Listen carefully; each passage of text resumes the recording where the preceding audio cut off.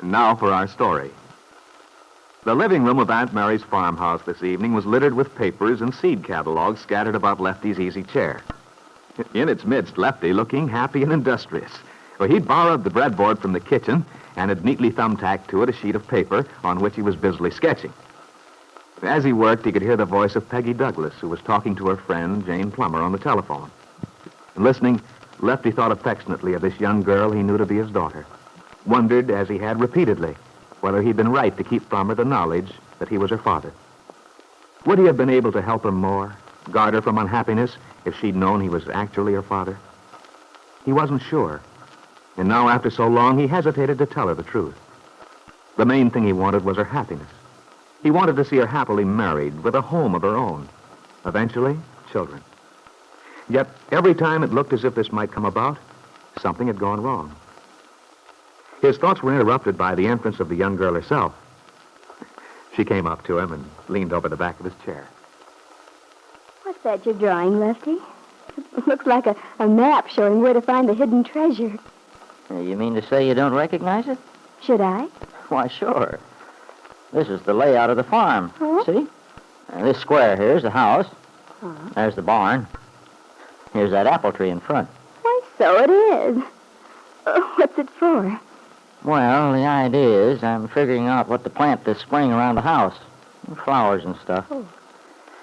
I thought if I planned it out scientifically on paper, I could get just the effect I want. You always have a lovely garden, Lefty. Remember how impressed people were last year? I felt as if we were living in a state park for a while, but with all the sightseers coming out from town. That's nothing to what I'm going to have this year. It's a funny thing about people with the gardening bug. Next year's garden's always going to be the best ever. I'll never forget your delphinium last year. They were breathtaking. That mass of blues and purples, almost as pretty as David Bowman's. What do you mean, almost? Well, you know, Lefty, that's David's specialty. Specialty, my eye. I could write a book about what David Bowman doesn't know about delphinium. Now, Lefty, don't get all excited. I only meant that, after all, David did win first prize in the flower show. Probably bribed the judges. What a thing to say, Lefty. You ought to be ashamed. Well, all I know is if I couldn't raise better delphinium than David Bowman, I'd give up gardening. Oh, my goodness, if you feel that way, why don't you enter the show yourself? Remember how Aunt Mary and I begged you to last year? Me enter a flower show like some old fuddy-duddy? Pink tea and ladies in picture hats, speeches and all such tommy rot? Not on your life. I'm a gardener, not a society dude. All right. But it would be one way to prove your prowess. I don't have to prove anything. Just you wait and see the results. I will. And, Lefty, I'll tell you a little secret. I'm, really betting on you anyway. That's my girl. The house feels sort of empty with Lisa gone, doesn't it? I was getting to be awfully fond of her. Yeah, she's a sweet little kid. She's a lot of fun when she isn't feeling so low, worrying about things. I'll bet she is. I had her laughing like anything one night, telling her about the scrapes Randy and I got into when we were kids. I wouldn't be surprised if that isn't one of her troubles. She missed out on a lot of fun when she was a youngster. Yeah, she's had a strange life. Let's hope she manages to snap out of it now, get back on her feet. In a way, though, I think she hated to leave here. She told me it was the first time in her life she'd ever felt completely at home. Don't doubt it. Well, maybe Aunt Mary's right about her getting started with her career again. But you know how I feel about Del Shipley. What good that woman can do is beyond me. However, it remains to be seen. Didn't you say you were going over to Tom Gardner's tonight? Yeah. Tom's driving over to Stanton in the morning. I want him to pick up a bale of chicken wire for me. Out of it at Swanson's. I guess I'd better be on my way at that. Oh, I'll go. Hello, Peggy. Oh, come in, Bill. Thanks. Nice to see you. Is Aunt Mary home? No, Aunt Mary went into a lecture at the school. But Lefty's here. He and I were just talking. Lefty, here's Bill. Good evening, Lefty. Hello. You're looking mighty industrious there. I managed to keep out of mischief. I guess Peggy told you Aunt Mary's not here. Yeah, I was sorry to hear it. I had something I wanted to tell her. Well, she probably won't be back until late. Those meetings go on and on. Maybe you better come back tomorrow. Oh, I don't think it'll be very late, Lefty. Aunt Mary said the speeches were going to be limited to 10 minutes. You might as well wait, Bill. That is, if you have the time. Tonight time's what I have the most of. On my way over here, I was even thinking I ought to take up a hobby or something. Oh, that's a good idea. Look at Lefty.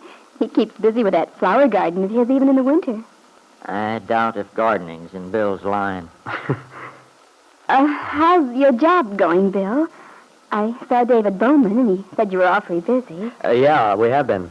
I enjoy it, though. That's good. It's nice if you're interested in what you're doing. Yeah. Yeah, I've been meeting some swell people, too. People I didn't even know lived in this locality. It's nice to feel you can help them get rolling. It must be. By the way, Lefty, hadn't you better get started? It's almost 9. Oh, I'm in no rush. Oh. Bill, I was thinking I'd make a pot of chocolate. Would you like some? Yeah, sure. All right. Lefty, what about you? No, thank you. Why don't you come out and give me a hand, Bill? Okay. See you later, Lefty. Take your time. I'm getting to be quite a cook since I've been batching it. I can whip up practically anything that comes out of a can. Oh, fine. You'll have to come out and make dinner some night so we can try you out. Oh, you mean Lefty? Yeah, he certainly gives me the old freeze every time I come out. I know. It's a shame he feels that way. It's just that he's so awfully fond of me. He's apt to be unreasonable sometimes. Yeah. Oh, well, it isn't that I blame him for wanting to protect you, Peggy, but... Oh, gosh, you and Aunt Mary have been so wonderful, and... Well, Lefty always makes me feel like a first-class heel. Oh, don't worry about it, Bill. He'll probably get over it eventually. I don't know. Well, what can I do? Oh, you just sit down and talk to me. This will only take a few minutes. Okay. I'm sorry Randy isn't here tonight. He's been wanting to meet you. Well, if he's anything like Lefty, he'll probably give me a punch in the nose when he does. Oh, no. Randy understands how things are. Although he does have a sort of big brotherly attitude toward me from when we were kids. The way that boy used to boss me around just because he was older. And I suppose you never got back at him either. Oh, I managed to protect myself pretty well. I'll bet you did at that.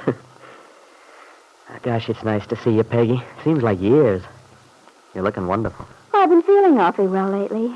Sort of contented in a way. I guess it's because I made up my mind what I wanted. You did? Do you mind telling me what it is? Oh, it's very simple. I mean, I realized that I wanted to stay here on the farm, that I didn't belong in the city. This girl who was staying here, Lisa, was a dancer. The more I heard about that sort of life, the happier I was not to be in it. It may be exciting and all that. Yeah, I know what you mean, Peggy, because I went through more or less the same thing when I decided to take this job with David Bowman. I'm awfully glad I did now. I'm sorry Aunt Mary isn't here. Well, I'm sort of glad she isn't, Peggy. Now I can tell you first. Tell me what? Has something new happened? Yeah. Kit came to see me last night. She told me something very surprising. Yes? Peggy, Kit's going to give me a divorce. Bill wanted to see Peggy's reaction to his news, but at the last minute he didn't dare look at her. Was almost afraid to know what her expression might reveal. And so he hadn't seen Peggy turn away, too, for the same reason. It was something neither of them had really expected to happen. Bill free and Peggy free, too, since Nicholas Dorn understood the situation so well. But would Bill actually be free, Peggy asked herself. There was still the child. Was her feeling for Bill strong enough to surmount such an obstacle? She didn't know.